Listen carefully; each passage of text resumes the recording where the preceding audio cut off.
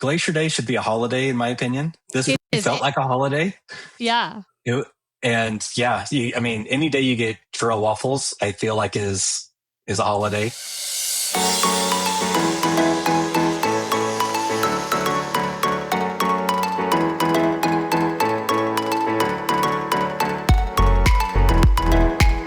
Welcome back, everybody, to this week's live episode of the DCL Duo podcast, brought to you by My Path Unwinding Travel and also our good friends over at the DCL magazine. You hear us talking about them every week. We had them on the show last week. We adore the DCL magazine, and if you have not subscribed already, now is your chance. Head over to DCL-magazine.com. That's DCL-magazine.com. And if you use code all caps DCL Duo, that is all caps DCL Duo, you can take 10% off everything in the WDW magazine store, which includes the DCL magazine, the DLR magazine, subscriptions, calendars, merch, swag, just all kinds of stuff. So head over there, show them some love. Remember, showing our sponsors some love shows the show a little bit of love. And so encourage you to head over there and check them out. And a big thanks to Stephanie, Danny, Tim, Tatiana, everybody over there at DCL Magazine for sponsoring our live and bonus episodes. We so appreciate and value their partnership and sponsorship. Don't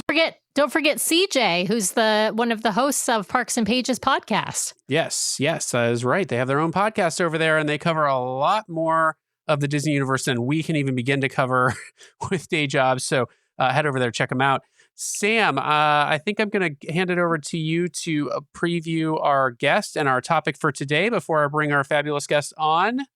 Yeah, we're super excited. We're going to be talking Alaska. I'm wearing, of course, my Alaska shirt because it's got, we got to fit the topic if I can. Alaska is one of our favorite experiences on Disney Cruise Line. Of course, the Alaska season is up and running on both the Magic and the Wonder. So we're going to be doing a lot of coverage of it this summer. We've got our guest today, Rich, and we've got a guest next week as well, Kelly, also talking about Alaska. And of course, last week, if you saw us, or 2 weeks ago, you saw us with Wesley, we were also talking about Alaska. So lots of great Alaska content, lots of great Europe content coming soon as well.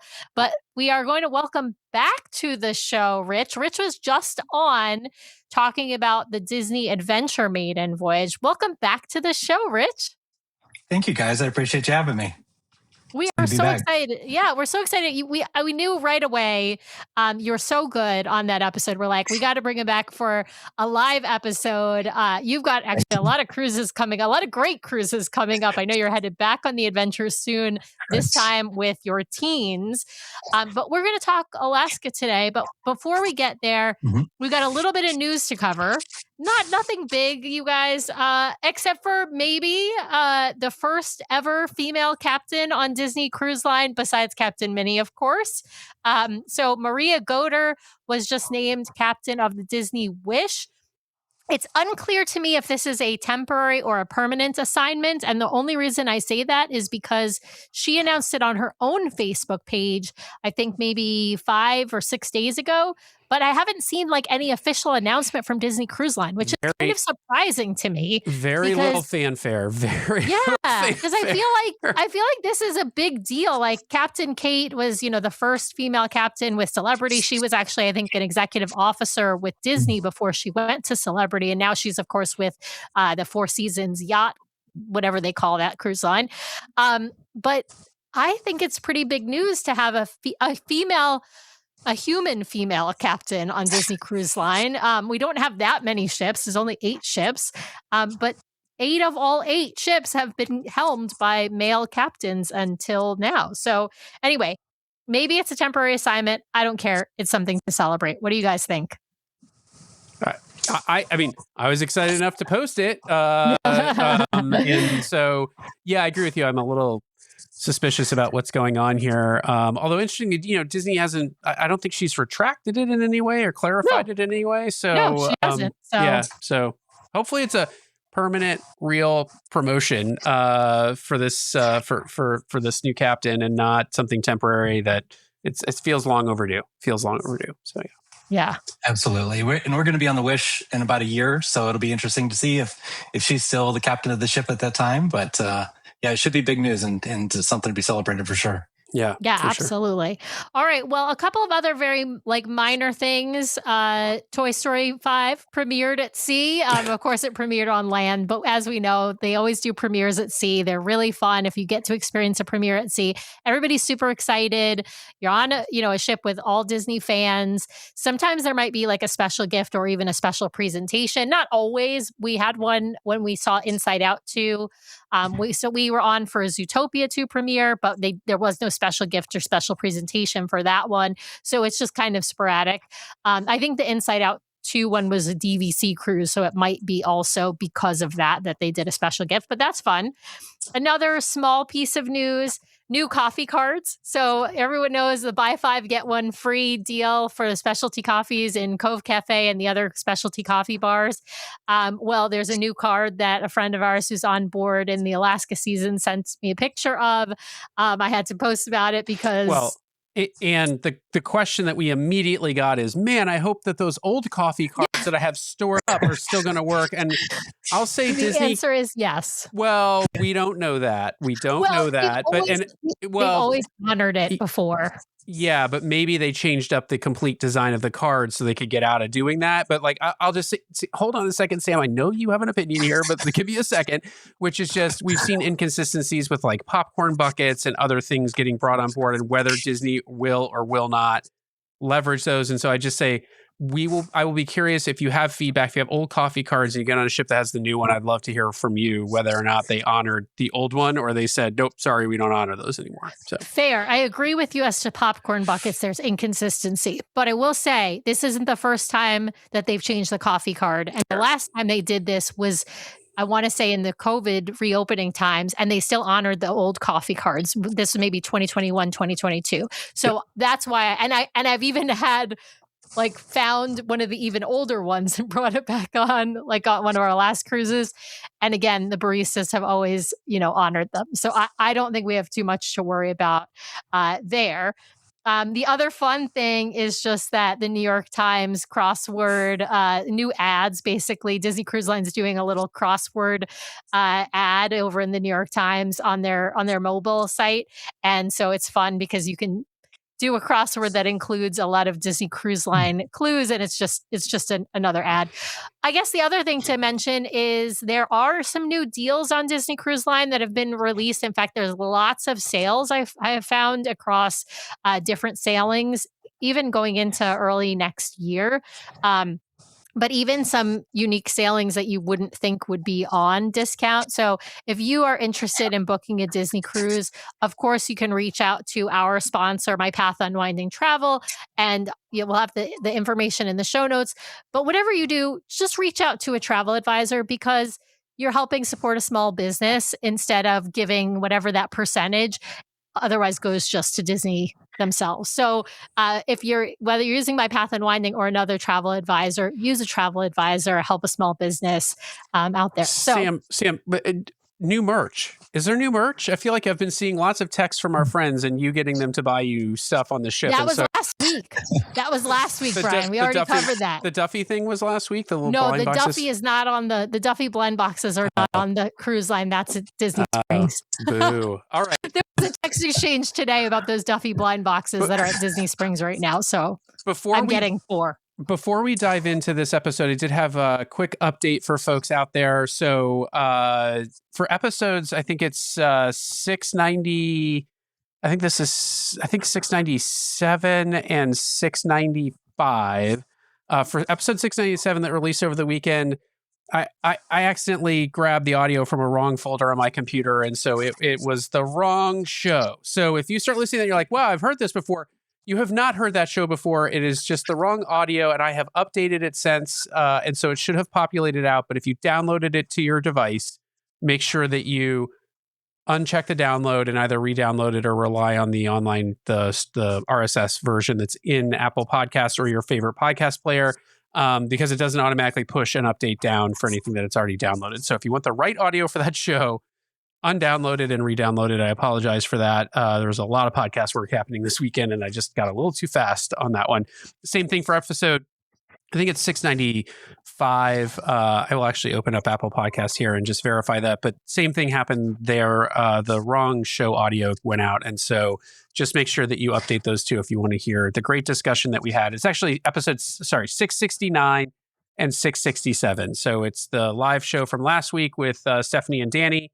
And the show that we did with Sarah about her family's trip on the Destiny. So make sure you've got the right audio for those shows. With that, Alaska. We got to talk Alaska. And I'm going to take you to our presentation view to get this one kicked off. So but let's start, Rich. You are with Family Passport Travel. Tell us how many cruises with Disney. Remind us. I know you were only on a few months ago, but remind our audience how many cruises you've been on with Disney and your Disney background, the abbreviated version. Abbreviated version. We started cruising as a family in 2017, and this was, as a family, our 11th Disney cruise. My wife and I did, as you mentioned, the maiden on the Adventure, and that got us to 12. So we've now completed 12. We're all, as a family, we're all in the platinum category. And yeah, this has been on the list for quite some time. So we're excited to get it done. Yeah. And you've been on all of the ships as well now, too, including the Adventure, which I bow down to you because you don't have as many cruises as Brian and I, but you have the perfect Grand Slam that we don't currently have. I will say we still have the intergalactic one, but we have all eight accomplished, and so now we're making our rounds back through again, and we'll see if we can do all of them at least twice. That'll be an interesting accomplishment. I love it. Now, what made you choose Alaska? I'm going to make Brian go to the next slide, even though I love this gorgeous picture. Yeah. So we this last holiday season, our family and I were fortunate to do a cruise down to Antarctica. And down in Antarctica, it's obviously breathtaking. It's like nothing you've ever seen before, with the orca and the humpback whales and the seals and all of that. And it was by far the best trip we've ever done. And as a family, we decided that's kind of the cruise that we wanted to do next. And so as we're in Antarctica, we're kind of scheming and trying to figure out how we can do, mix that wildlife and adventure kind of cruising with Disney. And we landed on this June Alaska itinerary. Awesome. Now, who did you do Antarctica with? Did you do it with an expedition cruise, one of those smaller ship expedition companies? We did. It was a company called Quark, Quark, out of Canada. And they were fantastic. It was 10 nights down in Antarctica. We were there over Christmas and spent 5 days down on the continent and a couple of days back and forth on the Drake Passage. But it was absolutely, I cannot recommend it enough for those that haven't been down there yet. Okay, only because I was recently looking at whether we could do an expedition cruise for my sabbatical next summer. Quark, was it how did it compare to was this a rustic experience, or was it a really nice ship? And this was a really nice ship. 200 passenger max capacity. I think our sailing had 160 some odd passengers. Crew to passenger ratio was really high. I would say that the staff, the friendliness, it's, again, comparing to Disney, it's right there. We had the same wait staff the entire trip. Again, with only 200 passengers or less than, everybody knew each other by the end of the 10 days. And it was incredible. The ship itself has its own helicopter, actually 2 helicopters. So you're able to do excursions while you're down there. It's really, really well done. They really have their stuff together. Quark, noted. Quark. Okay, we're after this show, we're gonna look up that up. But we got to talk about Alaska. Gongoozling. How do we say it? Talk to us about gongoozling. You learned this term while in Alaska, right? While in Alaska, we had different adventure guides, and very similar to what we did on some of our days in Alaska, is they would do presentations and lectures. And the very first day, we had somebody come up and talk to us about gongoozling, and it dates back to the 19th century, northern England, just kind of idly watching ships pass by or watching nature. but really the takeaway here was down in Antarctica, and I think the same applies to Alaska, is if you're not outside, if you're not actively trying to find the wildlife, you're not going to see it. So taking this as a little different approach than what we would in the Bahamas, the Caribbean, some of these other Disney cruises that we've done, we really try to make an effort to be outside, kind of keep an eye out at all times. And as a result, we were fortunate to see some of the wildlife that we saw. It was really cool. But again, putting yourself in that position. I love this. I'm going to use this term. By the way, I think you also do it in Norway. You do a lot of gongoozling in Norway in the fjords. But I even sometimes will do this in the Caribbean. I will like stare out to sea, and occasionally you might see like some dolphins. You might see some humpback whales even in the Caribbean as well. So yeah, I'm going to do some more gongoozling. I mean, we could do it here in the Pacific Northwest. We got lots of water. That's so right. I need to just go out and do this I can't say it correctly. Gongoozling. I think as a kid in school, I spent a lot of time looking out the window, gongoozling too. Like it applies all over. Yeah. There you go. All right, Brian, let's go to the next slide. I love that word. It's my new vocabulary. So this is just a quick recap of our trip. It was a 7-night, left on a Monday, returned on a Monday. We ended up coming in the day before on the Sunday. And that ended up working pretty well. So 9 days, 8 nights total was the trip. So pretty quick. Awesome. Perfect. Brian, next slide. All right. Day 0. Ooh, that sushi is making my mouth water, Rich. It's dinner time around here. And it was fantastic. There's a really great place. We stayed at the Pan Pacific. Just right around the corner from the Pan Pacific is the sushi place right on the water. We'd read a lot of reviews and heard a lot of great things about it. And so that was a must do while we were there. But for us, again, we're Utah based. It was a 2-hour flight to get there. Very, very easy. I wasn't sure. As a family, we've driven to Canada, but we've never flown into Canada before. So this was new experience with immigration and customs, etc. Very, very easy process. I think we were through with luggage maybe in 45 minutes at the most. And we were out waiting for our car. But Vancouver. I got two questions for you. 1, the name of the sushi restaurant, and 2, packing strategy. I want to know what your packing strategy was. I will have to get back to you on the name of the sushi place. Okay. If my wife is watching, drop it in the comments, please. I don't know off the top of my head what it's called, but it's right next to the Pan Pacific. Okay. And then packing strategy.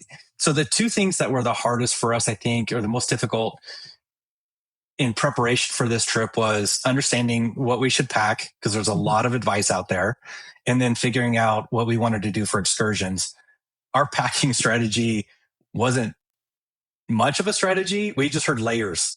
And in our mind, as we heard layers, we internalized that as more. So it almost looked like we were packing up our house, getting ready to move. We had a ton of luggage going up there, and it turned out it just wasn't needed. In hindsight, if I were to do this over again, we would have probably brought about half as much as we actually did.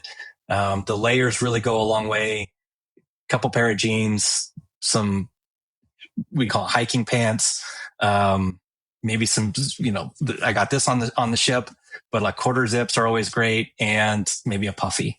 But we had rain gear. We had, living in Utah, we had ski jackets and all kinds of things that just ended up being a waste and just took away from our souvenir space in our suitcases, bringing stuff home. Yeah, I think one puffy layer, you don't have to have like a really thick jacket, but one puffy layer and a couple of like thinner layers, maybe like a thin fleece layer, a regular cotton layer, or if you like long john, something like that for underneath.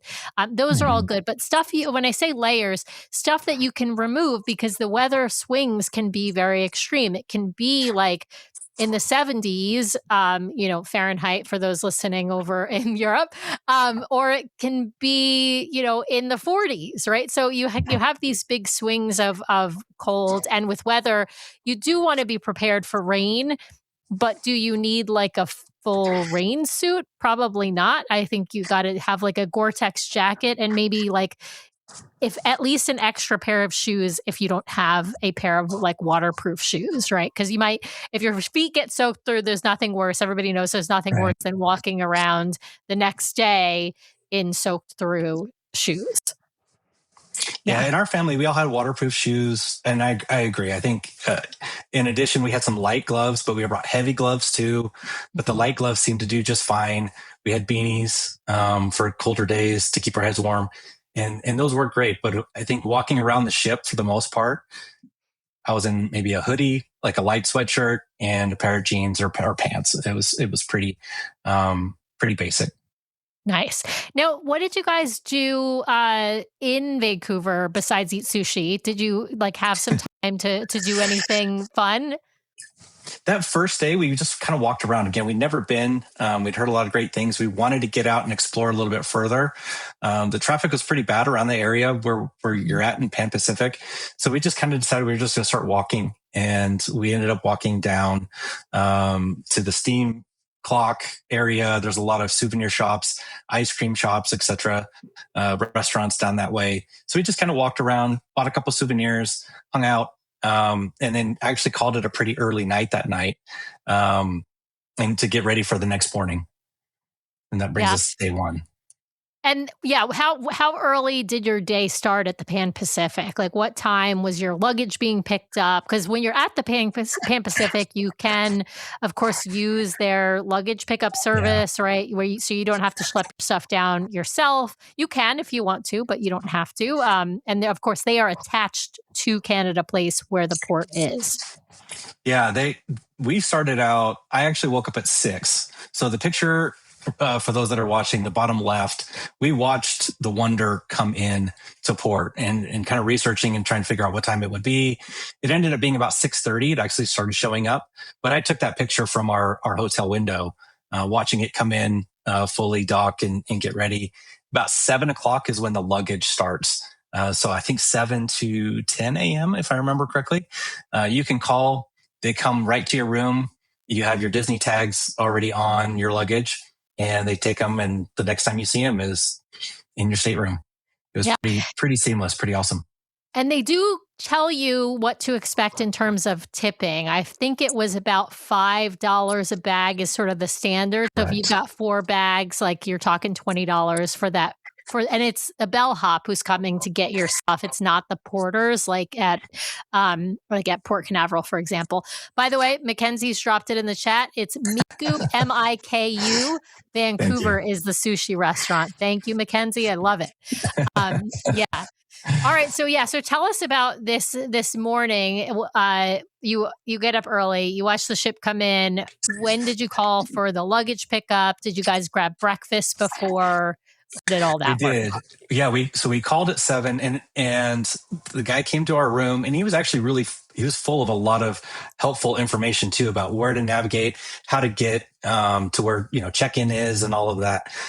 We ended up getting some breakfast, and then we went to I call it Soarin'. It's not Soarin'. It's on the page before, Brian. I'm sorry. It's called Fly Over Canada.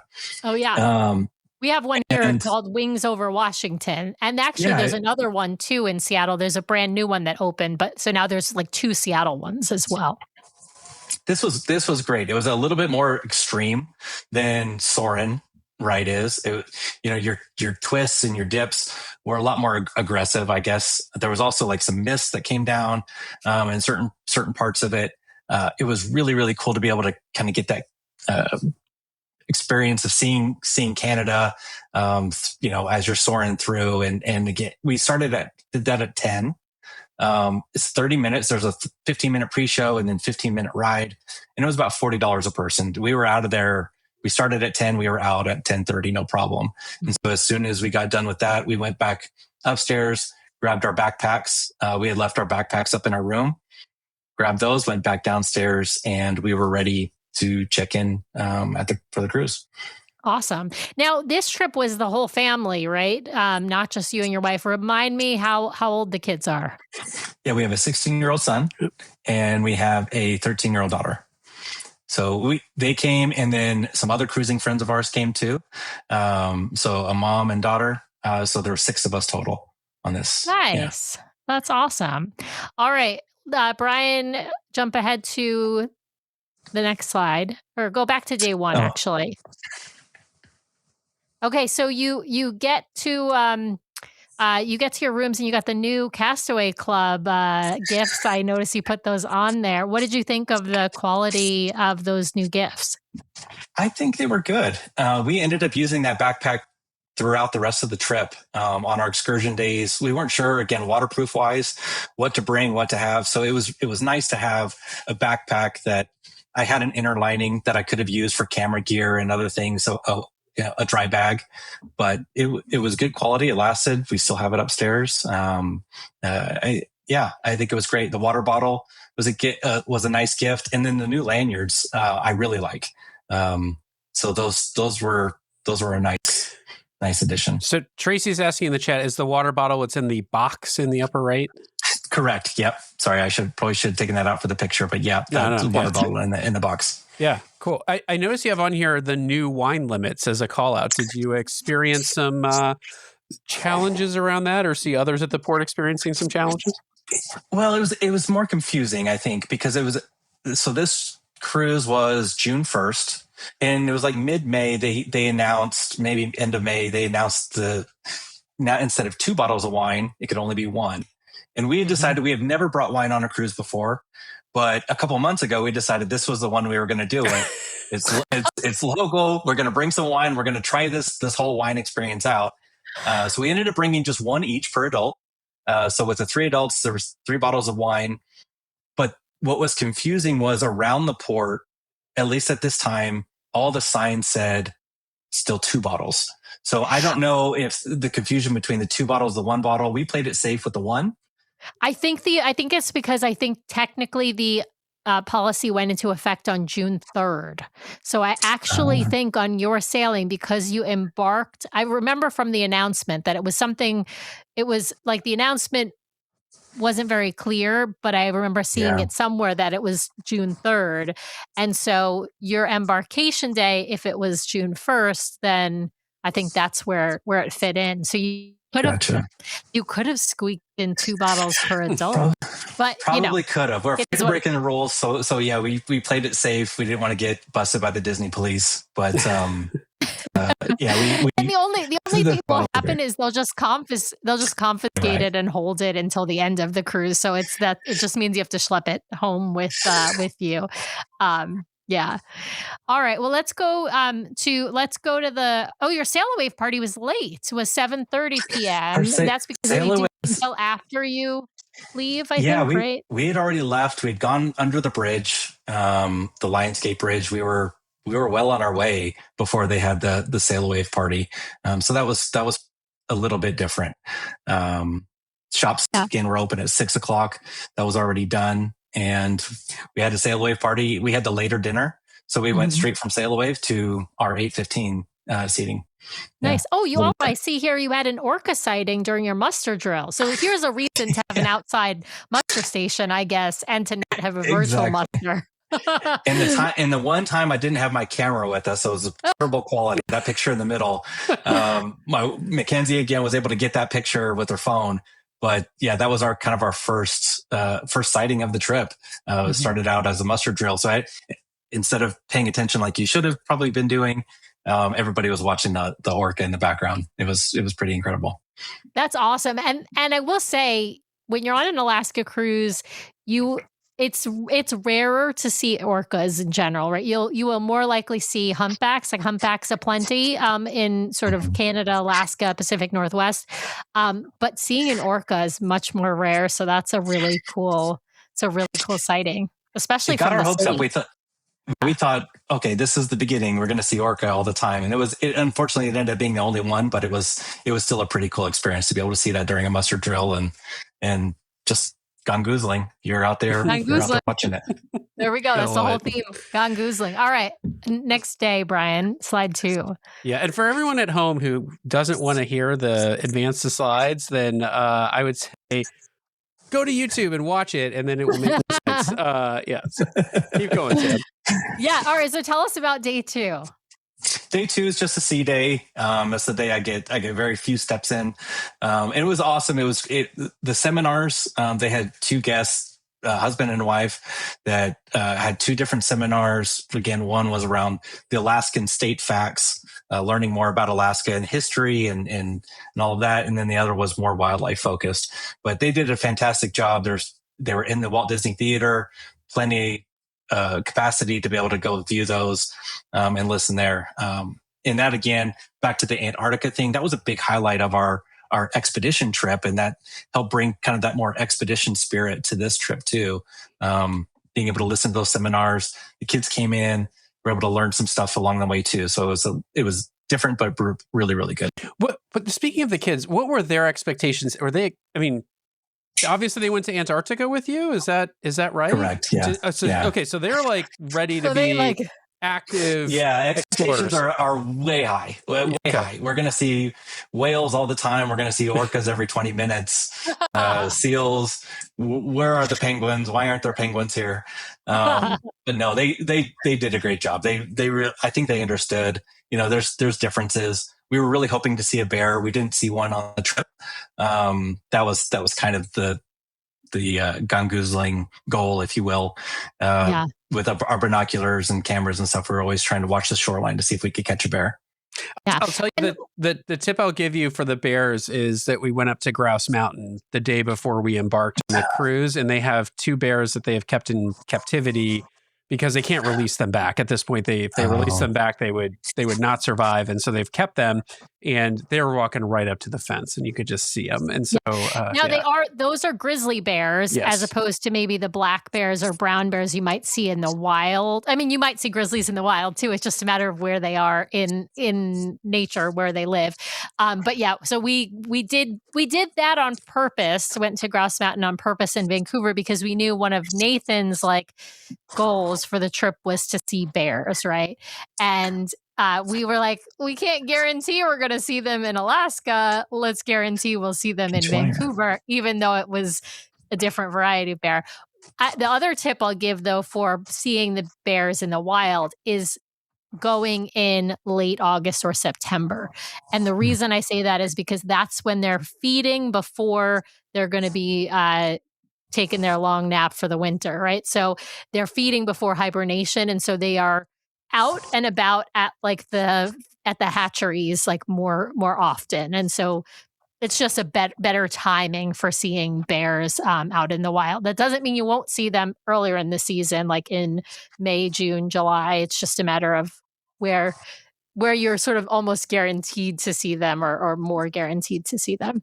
I also love the naturalist talks. I thought that was a great part of our cruise. I think that that's one of the things you want when you're going to Alaska. You want to hear about Alaska. You want to hear about the wildlife. You want to hear what to look for and maybe about the glaciers and all of that. I notice here you have that they did the laundry special on day 2, which is kind of interesting. I know they tend to do that about halfway through the cruise. This is on the early end of the cruise. The laundry special is $25 for 30 pieces. Which is great if you don't want to spend your time dealing with, going to the laundry room yourself, especially if you are going to be doing some stuff beforehand. As you mentioned, you brought lots of clothes, so you might not have needed to do laundry, but it's a nice little tip for people to know that you can send out your laundry on a Disney cruise if you don't like to do laundry on vacation like I do. So exactly. And I, to be honest, again, this was our 12th cruise. I don't recall ever seeing this before. So again, a reason I wanted to call it out, but even with all of our packing, we still took advantage of it, tried to maximize the $25 and stuffed exactly 30 pieces of laundry in there. It's not dry cleaning, it's laundry, but it's a great way to reduce your luggage space if you knew about that ahead of time. Yeah, I think I've only seen it on our Alaska cruise and maybe our Norway cruise. But again, it was halfway through. I've never seen it on a Caribbean cruise on Disney. I have seen it actually on Royal. We got offered one of those kinds of deals on a Caribbean cruise, I want to say. But yeah. All right. Well, you had formal night. You had the Golden Mickeys, Disney Tunes Live, beer tasting, all the good things of a sea day. Let's move on to day number 3 because we know that's the big day. But yeah, Go That's ahead. right. I say comparing the golden Mickeys with formal night, I thought it's been a while since we've done golden Mickeys, but having those on the same night was really nice. It's a reason to dress up, take some nice family pictures, go watch the golden Mickeys, feel like you're in Hollywood and that whole scene. So yeah, you get really, your picture really in front of the step and repeat too. That's right. The golden Mickey step and repeat. And how were the naturalist talks that you got to participate in? I think they were really good.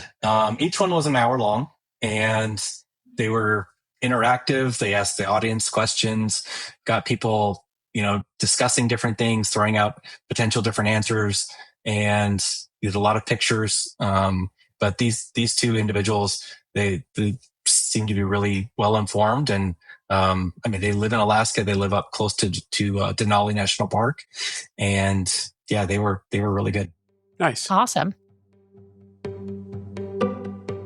Are you listening to our show because you want to make the most out of your next vacation? Great news, the fabulous team over at My Path Unwinding Travel can help guide you so you don't miss a thing. Their team of professional travel advisors are caring, knowledgeable, and experienced. It's why we use them to book our own travel. My Path Unwinding Travel is an authorized Disney vacation planner, which means they are recognized by Disney for their expertise and service. They have sailed on all the Disney ships, including in concierge, visited the theme parks, adventured with Disney, relaxed at Aulani, and so much more. Whether it's a Disney cruise, a theme park vacation, or Adventures by Disney, or if you are looking to expand beyond the mouse, My Path Unwinding Travel will elevate your next vacation planning experience. Even if you have already booked, reach out for a complimentary consultation to make your vacation even more magical. Ready to talk to the experts? Head over to mypathunwinding.com/DCL Duo or email DCLduo@mypathunwinding.com so they know we sent you their way. Thanks, My Path Unwinding, for sponsoring today's show. Now back to the episode. All right, let's talk Glacier Day. We know that's next. Glacier Day should be a holiday, in my opinion. This felt like a holiday. Yeah. Any day you get churro waffles, I feel like is a holiday. We ended up going to Dawes Glacier. I had heard before that there's kind of like 3 different options potentially, depending on weather, conditions, traffic, etc. But Dawes Glacier was the one that we ended up going to. But I woke up, again, not counting calories on a cruise. That's right. I got into Cabanas, got my churro waffles, and then a couple hours later, we did Palo brunch. And I love it, Rich. That's incredible. What a awesome. Great day. That was a great way to start Glacier Day. And doing Palo brunch earlier it was like 10 a.m. The ship wasn't yet to the glacier, so we were able to sit on the backside of the Wonder with all the windows around and watch the ship go in through the fjord and kind of get into position. So that was a nice touch too. Palo brunch, real quick shout out to about a month ago, you had a guest on that's like a food and wine expert, Carly, and she recommended the balsamic martini. Yes. Never seen this before. I'd never heard of it before. I don't know how it didn't register, but we tried it and she is spot on. That's a pro tip there. I love that. Balsamic martini. That's Carly Caramana, who runs Adventures by Carly or Adventures with Carly. Is that what it's called? Oh my God. How am I like blanking on her Instagram handle? Cause I literally follow everything she does, but she's incredible. She's absolutely she writes a ton about Disney and theme parks, but her like niche is for sure like food and wine. Yeah. And so, she is Adventures by Carly is what her handle is. And she's awesome. I'm going to tell her about this shout out unless she's listening. I'm not sure. She has her own podcast, so she's busy. That was a great pro tip. So we had those and enjoyed a nice Palo brunch before we got to the glacier, and all those pictures for those that are watching, those were taken on Glacier Day. We had sea lions and seals and humpbacks. I try to throw a couple pictures in there for perspective too, just to understand how close you get to the glacier. It's kind of hard to tell that in the top picture, in the very far back by the glacier is another cruise ship. Is actually the Ritz ship. Got really, really close. Yeah, because it's a much smaller ship. Yeah, much smaller ship, but it was really an awesome day. I could see it's either Chip or Dale. I can't see the color of his nose in the picture, but it's either Chip or Dale is out there. No, they're both there. They're both there. Are I they can see them both. Yeah, they're both there. Okay. I wanted to ask, Rich, now you did choose to do Apollo brunch that morning, which meant you weren't out waiting in line for characters. Did you find time to wait in line for characters and take pictures with them on Glacier Day, or was that not on your sort of priority list? No judgment there, by the way. I think everybody has to choose their own adventure. Yeah. So choosing our adventure, once I got up on the 10th deck, we decided we weren't interested in standing in those lines. And so we went to brunch. I think our daughter got some pictures. But for the most part, we kind of navigated around deck 4 for the most part on that day. Deck 4, you have the middle, the opening that you can go back and forth between port and starboard side. So we were looking at that. Our room also had a veranda view. So we were up in our room a lot. Again, gungoozling, doing different things. But really deck 10 was a pretty busy. And so we decided to avoid it. But again, I felt like we were able to get the full experience. Deck 4 still had the hot chocolate and cookies, the carts that would go around. As the ship was positioning, you're able to, again, bounce back and forth between port and starboard and see anything that you wanted to pretty easily. Yeah, I think that's a pro tip. I actually think you're going to have probably an easier time with just like enjoying the views from deck 4. It tends to get windier up on deck 10. And then of course you have the crowds of people waiting in line for characters. So some of the sort of area by the railing, depending upon where the characters are posted, is going to be sort of taken up by those lines of people. And so you might not have as much space for gongoozling. So if you're not interested in taking pictures with characters, then I would definitely say deck 4. And you're right, it is much easier to bounce from port to starboard back and forth down on deck 4 than it is to do so up top, because there you have to go kind of all the way around in order to get across because of the pool below. Yeah. Awesome. Fantastic. I wanted to go back because Christy shared in our Facebook chat for this that they had the sort of laundry deal that you mentioned, Rich, on her sailing May 25th to June 1st. She said they stagger it on days 2, 3, and 4. And so she specifically requested to move hers to day 2 to take advantage of it. So that's a great pro tip out there. Thank you, Christy, for sharing that. Yeah, I didn't know that because I think we got offered it on, I think it was day 4 when we were on our sailing, or maybe it was day 3. And you had already done laundry, so we didn't. And I had already done laundry, so I didn't take. Yeah, exactly. I had already done laundry, I think, on day 2, because why not? All right. Well, you mentioned long character lines. This is day 3. Yeah. So this is still Glacier Day, and we had resigned to the fact that we weren't going to do any character meet and greets. And so it wasn't until about 7:30 at night, just right before our dinner, we were about to go to dinner, and we went down to the main atrium area to take some pictures, and all of the characters were there. And they weren't just standing there. Mickey was up on deck 5, I believe, which is the upper deck of that atrium area. But the other characters were actively wandering around and engaging with the passengers. So it was really, really cool. You can see my daughter there with Chip and Dale and Minnie Mouse. Our family, just kind of a candid shot with that shot is perfect. I mean, that's exactly what you would get on the top deck. You get the Alaska scenery behind you. It's not necessarily that you get the glacier; you just get the Alaska scenery. Also, deck 4, again, can't give enough love to deck 4, I guess. But there's no crowds. We were able to go up. They were on the move, so they would stop, take a quick picture, but then Minnie Mouse would grab my daughter's hand, and then let's go to the next place. And so they would go, and it was just a lot of fun. You see the characters interact with each other as well.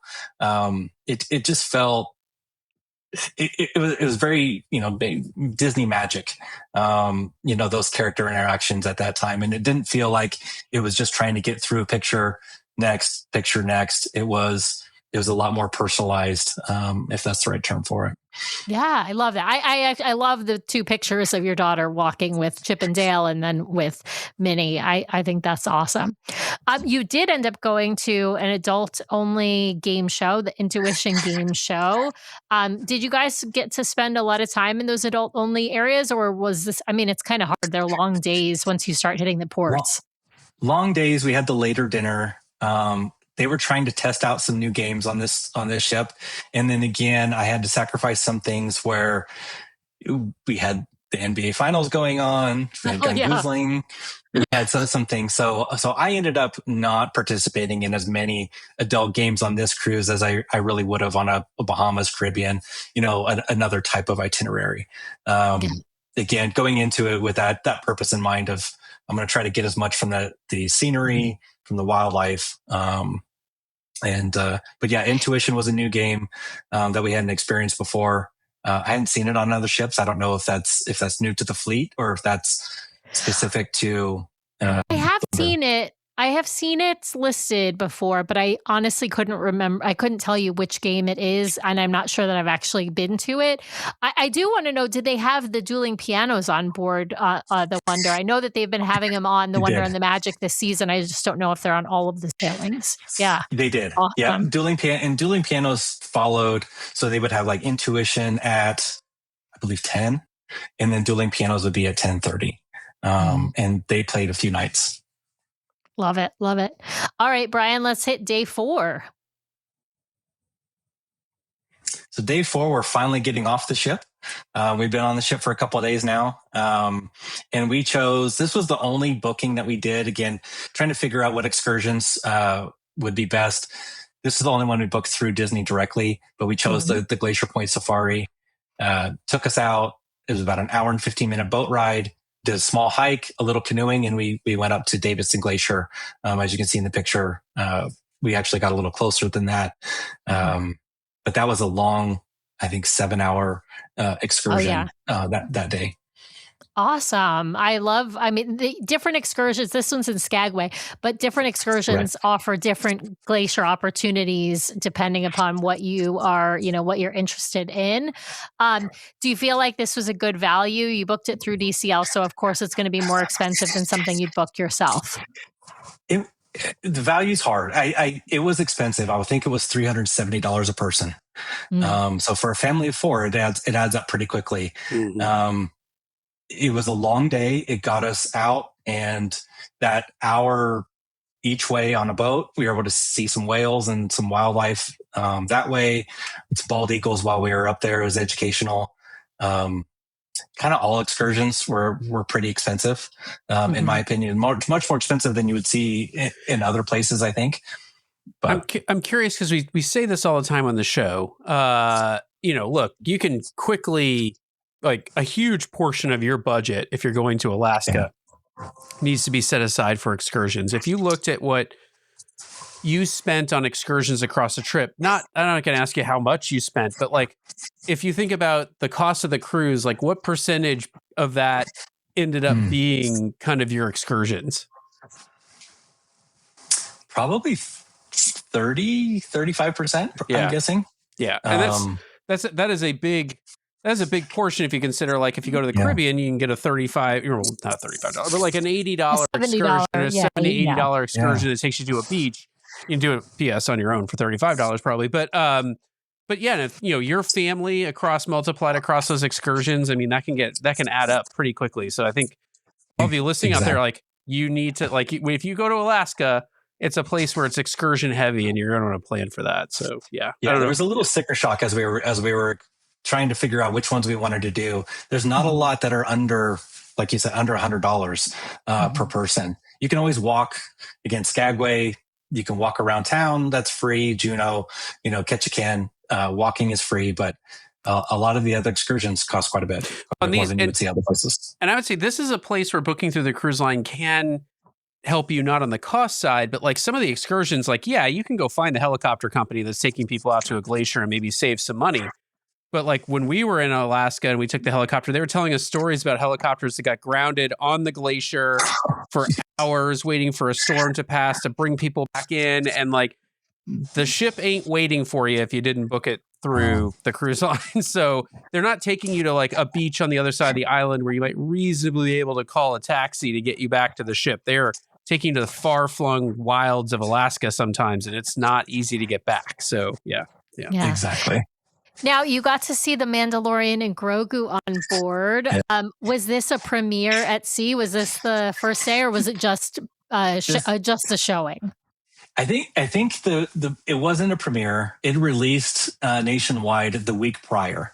Okay. So I think the 22nd it released in the U.S. and this was June 1st was our sailing date. So, but it was really new. So we had watched it once before going, and then to watch it in the Disney theater. I hadn't seen a movie in the Walt Disney Theater before, and I was pretty blown away by the sound, how good the movie looked on the screen. They really did a good job, and that was a lot of fun. The special popcorn buckets and all of that. That was nice. Did they have an animatronic Grogu anywhere on the ship for this sailing? They didn't. They should have. Maybe it was somewhere else. It could have been on deck 10. There you go. I didn't go up there. Yeah. There you go. It was roaming around deck 10 so that you could line up for pictures with the Glacier. Right. Just kidding. Right. Just kidding. This day you actually went to a couple different adult only activities. Yeah. That was a long day, Rich. Seriously, was a new game that we hadn't played before either. It was matching answers. They took 14 couples up, and they had to match answers to be able to stay in the game. And it got down to the last couple. And then the magician that had played in the theater the day before did an 18 over show later that night too. Awesome. So I'm curious because we don't always have people on who are able to do this much of the adult entertainment on board. What did you think about the offering overall for the adult entertainment? And like, what were your favorites? Like, what things would you say, like, I'd go back to see that again? There was a show on, I think it was day 5 or 6. Pop was a lot of fun. This Seriously game was a lot of fun. The one before that I had mentioned, on day 3, I wouldn't do that one again. That one felt a little off to me. But that was I thought Intuition. overall, Intuition, it just didn't really fit, I don't think, the Disney brand very well. But these other ones were a lot of fun. And I think, again, for having long excursion days and things, I was pretty surprised by the amount of things that they had offered. They did a good job with that. And again, just coming off the adventure, it was certainly a lot more than what was available for adults on the adventure too. Mm-hmm. Yeah, good point. There are no adult-only activities on the Disney Adventure. No. And I know they didn't have any adult-only areas even on the maiden voyage. They have since made that infinity pool adult-only, but I don't remember if it's all the time or if it's after a certain time of day. I can't remember. I think it's after a certain time, Yeah. All right, are we heading on to day 5 now? Yeah. We're flying through this cruise. Oh my gosh. Crab, you're making me so hungry, Rich. Look at those crab legs. I know. Next time I'll have to post even more pictures of food. Yeah. Day 5, we had a helicopter glacier excursion booked. We were going to get up to, I think it's Mendenhall Glacier. We were going to land, climb, but the weather just wasn't going to have it. So we ended up hanging around Juneau. And again, it ended up saving quite a bit on excursion costs because that was completely refunded. But walking down, going to the Alaska Museum was nice. There's just a few dollars to get into that. Our most expensive thing by far was Tracy's Crab Shack. That set you back about $100 a person to be able to sample that. But that was a lot of fun. Our kids were not really crabby people, so it was fun to be able to crack crab and eat it. Obviously delicious, but it ended up just being more of a chill day. And again, with the cloud coverage, a little drizzly outside, not downpour, but just enough to kind of keep you moving between shops. And then we ended up going back to the ship a little bit early after we explored what we needed to, and again got into bingo, which that's always a must do for our family. Did anyone win? Yeah. Have you ever won bingo? Net? No. I'm down. We're down quite a few $100. Our kids, I think it was on the Destiny, the Maiden Destiny. Our kids, we had like 3 winners in one game. Oh wow! And I think each person got like $40 or $50. So that's the most. But no, never have won. Never have seen anybody win the mega. One of these days, we're going to keep trying. Nice. Yeah. We're going to keep telling Betty to shake it up until we win.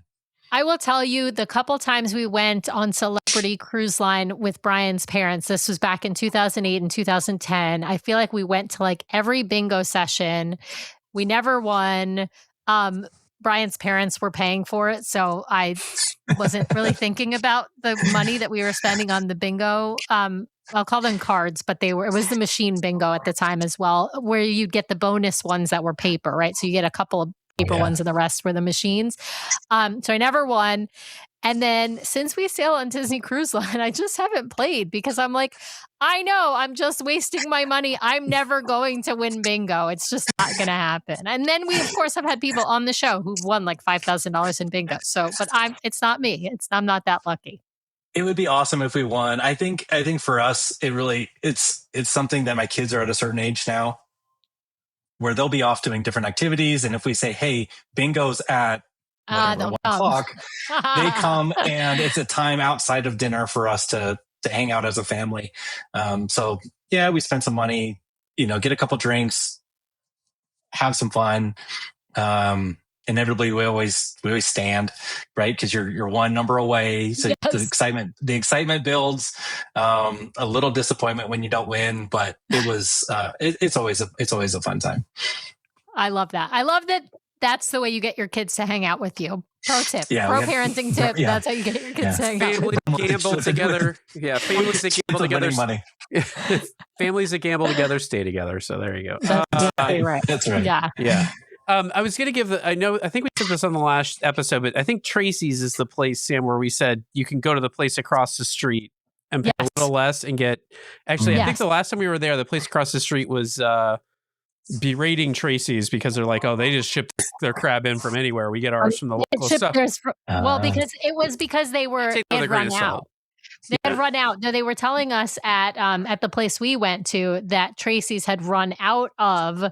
So this was at Twisted Fish Company in Juneau. They were telling us that Tracy's had run out of the Alaskan king crab. And so what they were serving to people at the time, this was, on that particular date, was actually Japanese, like king crab or whatever. Yeah, not Alaskan king crab. So it had been like technically, frozen, shipped in, all of that. But anyway, that doesn't mean always. But we went to Twisted Fish Company. It was still expensive, but I don't think quite as expensive as Tracy's. It's not. It doesn't have the fame Tracy's does. I got to ask you. You mentioned on here you went to the Frozen musical. I'm going to set that aside. The Broadway Star Series. My gosh, what have you done with my wife? Well, because I'm talking about the Broadway Star Series is more important than the Frozen musical. All right, tell me about it. I didn't go. So Mackenzie in the chat, gosh. she went. Okay. NBA Finals were this night, so I was in the room watching NBA Finals. I was like watching a tennis match. I had the TV here and I was looking out the veranda on this side, kind of back and forth. But I was watching NBA that night. She went though, and she said those were, again, of the cruises that we've done that have had Broadway guests, those were some of her absolute favorite. And then this 18 plus, in that show, it wasn't just Disney either. They'd come from different backgrounds and done different things. So there was like some Wicked thrown in there and some other musicals. It wasn't just Disney focused, where again, some of them we've done have just been only Disney. Did they have I'm curious, did you see if they had the NBA Finals playing on the top deck on Funnel Vision? Probably too cold up there, but They didn't. They had it in Crown and Fin. Yeah. And then again, but Crown and Fin, trying to look outside sometimes isn't the easiest if you're not in one of those window booths. So we ended up, my son and I got some room service, watched basketball and looked out the window. Yeah, that was our night. We were doing the same. We were doing the same thing, but just in the comfort of our own home, there, Rich. So there you go. That's right. We have been hearing, for those interested, we have been hearing that the Caribbean itineraries have been playing World Cup matches on, but not all of them, but like they had the USA bigger match. ones, like the USA game. Yeah. All right. Moving on to day 6 in Ketchikan. What'd you get up to? Ketchikan was a lot of fun. Again, free activity is going to Creek Street, kind of checking out the shops down there. You pass the lumberjack show. It's really easy to find. Ketchikan generally was really easy to navigate, walk around. A lot of shops, a lot of great deals. But we'd booked this fishing excursion outside of Disney. Nice. It was through this company, Exclusive Alaska. And what they do is they take you on a private little boat. And so it was just our family of 4. We went out, we fished for 4 or 5 hours. And then whatever you catch, they take you back to this campsite. They cook it up and you eat a meal right there, right by the water, right by a campfire. They spoil you with some apple cobbler at the end too. But really a really cool experience. Our family again loves the opportunity to get out and do this like wildlife, these wildlife encounters. We were able to see a lot of bald eagle while we were out there. It was fun for my daughter to spot the first one, and then everybody to try to find a nest and do different things. Obviously, who catches the most fish? We're a little competitive. It's sweet ice cream, right? It's exactly. But it was a really great day, and a chance again to get out. The weather was perfect. You're out there in those. I guess it's a fjord. So the water's really calm. We were worried about that being on a smaller boat, but it was great. It was very glassy. What were you fishing for, Rich? Because my memory of Alaska is like the salmon and the king salmon are all in the rivers, and so were you catching like halibut or like what were you going after? This was a rockfish that we were fishing for. It's like so we were fishing for rockfish. The other couple that were with us in our traveling group, they went and did halibut. They caught some halibut out there. But you're right, Brian. It was a little bit early in the season too for salmon. Yeah. I've been up to Alaska before on other trips, salmon fishing. It's incredible, but just a little bit too early in the year for that this time. The thing I would love to find for this, because I'd love to take Nathan on it, is so when I went to Alaska for fishing with my dad, like we did it all. We did king salmon, sockeye salmon, halibut, and then but what I loved at the end is whatever you caught, you could trade with the local fishery, and they would even you out in terms of like what the price per pound is on king salmon versus if you want some scallops or some smoked salmon or whatever it was, and then basically they just took all your haul from you and flash froze what you wanted and shipped it to your house. And then you end up with these like great vacuum sealed flash frozen fish that last a long time in your freezer. And you can just pull one of those things out and, grill it up or eat it. And so I'd love to find an excursion that does that, for the cruise ship folks who are visiting. Cause we came home with like tins of smoked salmon or whatever, but it was not as good. Mackenzie is saying they would allow you to ship if you wanted it. Yeah. Oh, wow. Yeah. You could ship. And then our friends that were with us that went halibut fishing ended up doing exactly that. A few days after they got home from the cruise, a box showed up with a bunch of vacuum sealed frozen halibut that they had caught. Yeah. Nice. All right. That's what we're going to do. Next, it saves you the trip. It saves you the trip through customs too when you're trying to bring in all this sort of stuff. Right. So yeah, that's great. That's great. I absolutely love halibut. So like I'm not a big salmon eater. I like smoked salmon, and I'll eat salmon every once in a while. And I love crab, but I like halibut is my fish. I'm not a big fish eater, but that's the one fish that I am kind of obsessed with. That and Chilean sea bass, actually. But I would totally go halibut. I don't like touching fish, I'll be honest, but I would go fishing just to get halibut. I don't like fish to touch me in the ocean either. My friend Tracy knows this. She's in the chat. She's gonna laugh. She says that I threw her between like me and a sea turtle. I maintain I just swam around her, but I don't want wildlife to touch me in the water either. So I want to ask about, you had the Broadway series. I want to pull up from the chat that Mackenzie is saying that the 18 plus version was the highlight. Broadway spotlights, not Disney, and so casual and personal. Go early. All the seats were full even 30 minutes before they started for the adult only version. But I want to ask you, Rich, about the family version. Did they sing? They mostly sing Broadway or Disney Broadway tunes. That one was Yeah. that one was definitely more Disney focused. Yeah, where the adults one kind of veered outside of the Disney music environment, but it was the family one was Disney exclusive. But Nice. yeah, I think to Mackenzie's point, this one, and then on other cruises that we've been on where they bring in the Broadway guests, those are packed. As you guys remember, probably even on the Destiny, they had those Broadway stars on the Maiden. You need to be there early to be able to get a good seat. Absolutely. Nice. Yeah, absolutely. All right. Well, we reached the last sad day. Yeah.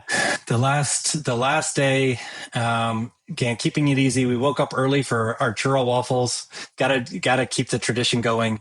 More bingo, some champagne tasting. Something new that we hadn't done before was this towel folding class. They had that in, I'm spacing the name of it now. The big open, where they have D bingo. Lounge. D Lounge? Yeah, thank you. Yeah. It was D Lounge area. And people had towels strung out all over the place, but it was a lot of fun and a whole new appreciation for, the cast members that take care of your stateroom hosts that take care of your room, and the towel animals that they put in there. It's a lot harder than it looks. Actually, I'm going to correct myself really fast. From the photo background, I think this is actually, I can't remember if it's Azure or... It's Azure. It's Azure. Yeah. Similar to the D Lounge space, but it's Azure. Yeah, that's for the bingo and the towel folding. Anyone Can Cook was over in the D Lounge area. And that one was interesting too. I don't know that class gets a lot of love, but I think it's a little understated. They had 3 different ones. They had sea bass, as the adults only. Anyone Can Cook. They had a lobster ravioli, and then they did an apple strudel. So a lot of fun with Anyone Can Cook. Majority minds. Sometimes that's adults. This one was family. And then Mackenzie and I went to Palo dinner to wrap up the cruise. So how did that go for you on the last night? Because I do enjoy doing the adult dining on the first night because that tends to be a night that most people haven't booked. How was it for you on the last night? Yeah, it was something we actually discussed, trying to figure out logistically with the suitcases. We wanted to make sure we were back in time to change into some comfortable clothes and have our suitcases outside. But what we decided was we were just going to do the express walk off, even with our multitude of suitcases. And so it ended up not being an issue. It was actually pretty busy. All of Palo was full, but it was nice. It was a little bit earlier dinner too. I think we started at 6:30, but by the time we were done, again, all the seats were full. So, yes. I think it's a nice way to end the cruise. The only negative is not getting to say goodbye to your servers. But if you're out in time, which you probably were, you probably got to pop by to say goodbye, or you might see them in the morning for breakfast if you're planning on, if you're planning on doing breakfast. But with Express Walk-Off, I think it's less likely you would schlep all your stuff to breakfast in the morning, and more likely you're going to run to Cabanas, grab something, back to the room. But yeah, I think if you have time to go say goodbye to them, it's always a nice thing to do on that last night. Yeah, to your point, the timing ended up being perfect. If we started at 6:30 at Palo, we had at 8:15 seating, and our last night was at Animators. So by the time we got done, we were texting the kids. They were just getting their entrees. So we ran down, and at Animators, the show had just started, and we were able, to your point, say goodbye to our servers, who were fantastic. They were some of the best servers we've had on all of our trips. They were great. So, Rich, as we wind down here, I want to ask one last question. And for those watching or listening afterwards, I've got a slide up with Rich's details. He is a travel specialist, and so we'll have him give those details to you over the air here in a minute. And we'll also have them in the show notes. But, Rich, I'm curious. You have sailed, obviously, you sailed the full fleet on Disney. You've done, an adventure expedition kind of cruise with a different cruise line. Looking at Disney Cruise Line for Alaska and the Wonder specifically, would you do that sailing again? Would you look at doing something different in Alaska, maybe more like a small ship expedition cruise, or going with a different cruise line? What's your thought on doing Disney for Alaska? Yes, to all of that. I knew all the cruises. all the Go to Alaska just, a million times. let's just keep it going. I think doing it on a smaller expedition would be different. Again, not necessarily we would do Ritz, but just seeing the Ritz ship up close to the glacier, it reminded us a lot of, again, that Antarctic experience where it's a smaller ship. You get out in the little Zodiacs. It's a little more intimate with the wildlife and the scenery. We did miss that aspect of it, but going, and I think Disney did such a great job with that Glacier Day. The stops are probably agnostic to whatever cruise line. Again, Ketchikan is Ketchikan, depending, no matter what ship took you there. But just having, I think that Glacier Day, I don't know of any other cruise line that does that well, kind of bringing out the magic of the day and the wonder of the setting that you're in. They really, really did a great job. And yeah, we were looking at maybe jumping back on another one in June. We were trying to figure out how to make it work. Again, some of the agent rates that are out there. Yeah. Well, and one of the things you can do to get a little closer to the glacier is you can do that Glacier Explorer add-on excursion on Glacier Day. So the larger ships can only get so close to the glacier. Smaller ships can get even closer, not just smaller cruise ships, but smaller sort of, like you mentioned, like Zodiacs or other sort of smaller ships. And so if you do the Glacier excursion, I think it's called Glacier Explorer that Disney Cruise Line offers. Yes. It's a vendor, and you have to book it through Disney Cruise Line, and so you can get quite a bit closer. But it is expensive. I mean, it's over $300 a person from my memory, so that adds up very quickly. Yeah, $1,500 for our family. So we decided, again, because we had seen some glaciers, we had some other glacier activities planned. That one didn't make the cut, but you're exactly right. Those ships, and by the way, the people that went on the earlier sailing of those smaller ships, they saw a bear. So there's your reason to do it next time. But they have an adults only one later in the afternoon too. So they did kind of general admission, to start, and then adults only later in the afternoon. So two different bookings.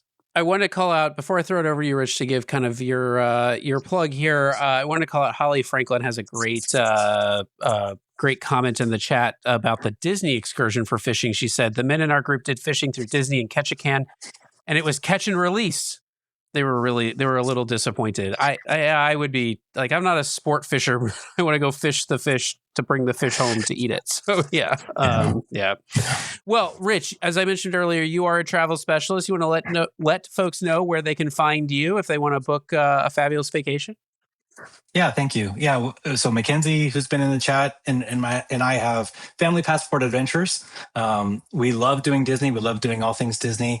That's kind of our focus. But Antarctica and some of these other places, we've done all wonders of the world except for one. We've got one left to go. And is that the pyramids? Petra. Petra. In Jordan is our last place. But we've been everywhere else. We've been all 7 continents as a family. So trying to understand not just how to get places, but how to do it effectively as a family. We love helping friends and family and those interested in those types of trips. So have you done Family Passport Adventures on Instagram? Have you done an Adventures by Disney before, Rich? We have not. Wow. That's high on our list. My son's really been asking. He's 16. For his graduation trip, he wants to do Germany. So we thought about maybe doing the ABD for Germany for his graduation present. Yeah. Nice. Awesome. Nice. Fantastic. Well, Rich, thank you so much for joining us. We really appreciate it. Great pictures, great presentation.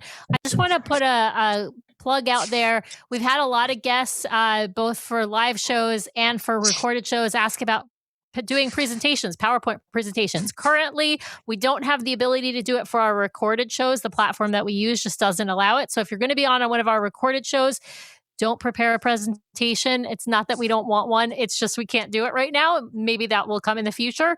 If you are a guest on our live show, not required, but we certainly encourage it because we know that these great visuals help folks really see what the experience is and connect with the experience. So we really appreciate. I got to give a shout out to Ashley Norton because I think she's sort of the start of the PowerPoint presentations on our live show. I think it might have been CT actually. No, I think it was Ashley who started it. But CT is another great generator of PowerPoints. But Rich, your PowerPoint was awesome. We very much appreciate it.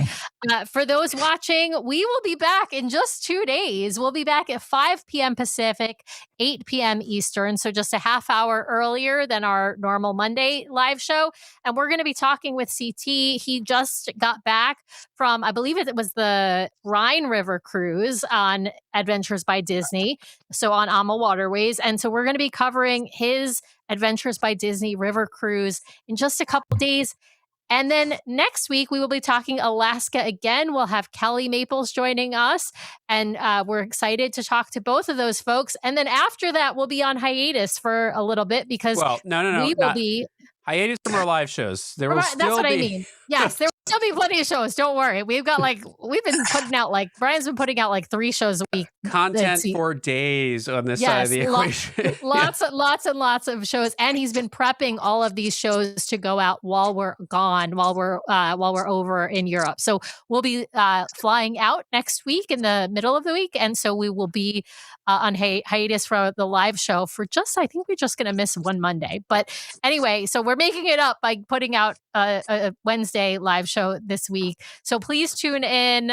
Thanks again to everybody watching and listening. One last plug before I take us out, which is if you are not already following us over on Instagram for any reason, please head over there because when we travel, we use that to push out kind of real-time photos, videos, reels, and things like that of the experience. And I expect we'll be doing very much the same when we leave for Europe next week and across our Adventures by Disney cruise, which is, of course, Podcast Cruise version 2.0. We will have several cabins of listeners 10 cabins of listeners with us, I think it is.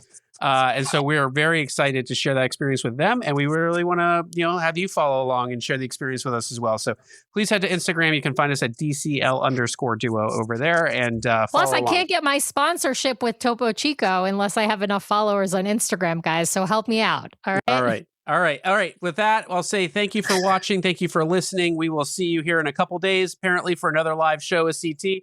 And thanks for hanging in out there as our live audience. And we will see you in 2 days, I guess. Yeah.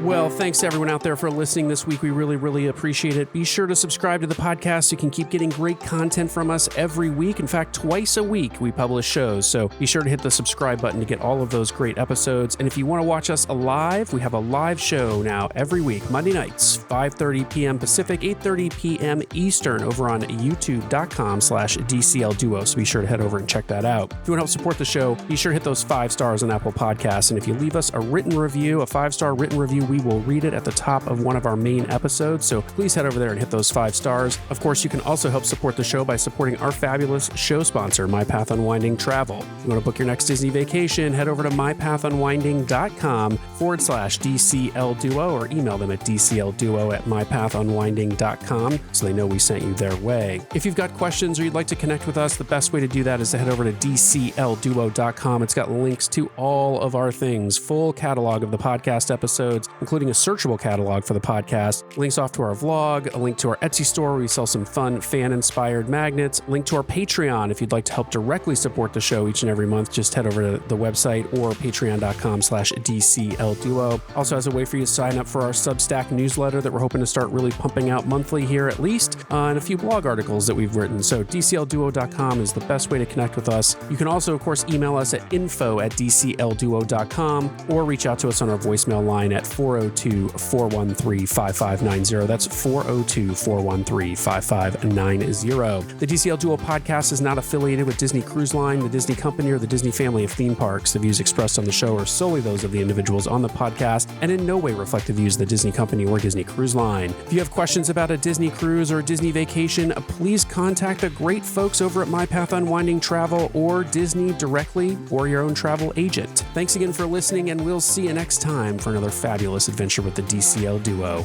Good night.